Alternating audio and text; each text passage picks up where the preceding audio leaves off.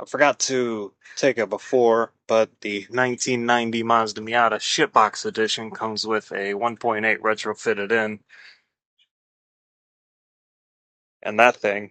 And I wanted to get rid of this thing and the flying Miata adapter plate and the 1.6 throttle body and put on a nice 1.8 throttle body to match the 1.8 engine.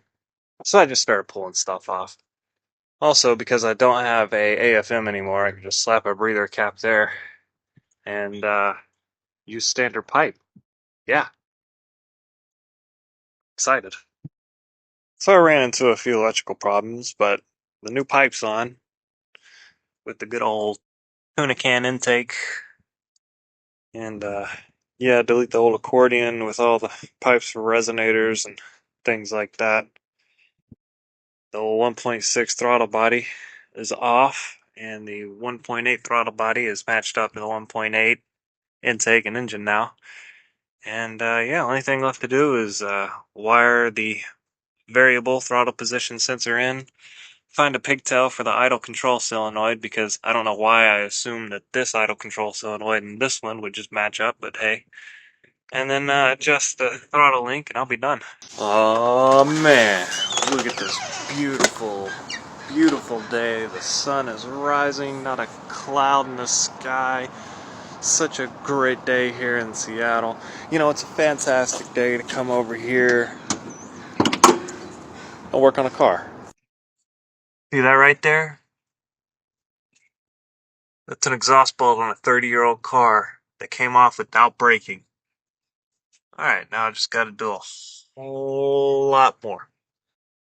Also, if you want to know how I did that, you just take some WD-40 of choice, spray it on, let it soak.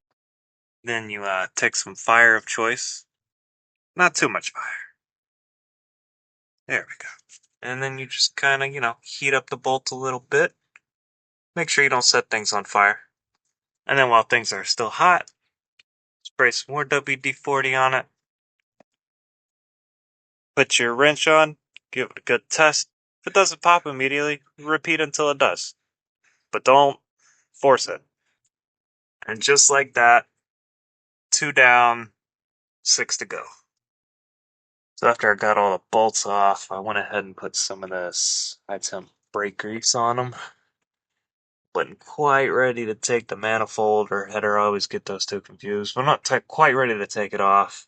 So when I am, I just want them to be able to come off easy and not have to mess around. Which, to be fair, it only took about an hour, but yeah, progress is being made. All that grease I put on earlier today,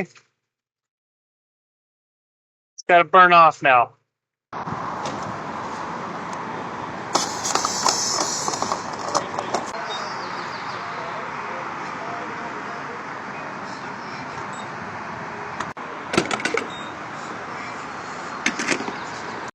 'There's a 1996 engine in this Miata, and I'm removing the exhaust header studs. The easiest way I found to do it is to take 2 of the nuts and a lock wash. You put the first nut on with the face outwards, then you put the lock wash on, and then the final nut, alright? Now this wrench, you can either use the open side, but if you put it on first and use the closed side, it's a lot easier in my opinion. But what you want to do is you want to rotate these in the opposite direction, lock that lock wash, and then just use this wrench, and they come right out. The studs, believe it or not, are easier to take out than the nuts are with the manifold on, so don't let that scare you. It's nice and easy. Just take it right out, no problem. I accidentally did a thing, and then I forgot the 2.5-inch adapter that goes right here.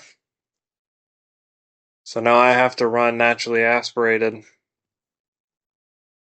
So I know I kind of left everybody hanging on that last video months ago, but work got really crazy. And then I went on vacation. I came back and work was still crazy, but it's done.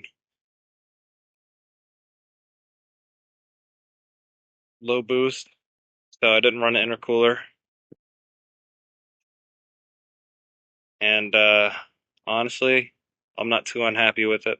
I do wish I had gone with the CX Racing kit because this eBay log manifold here, it works great, but the problem is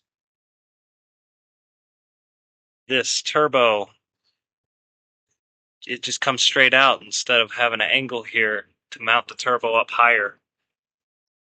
So I had to cut right here in the body, right under there, and then for that downpipe had to be cut too.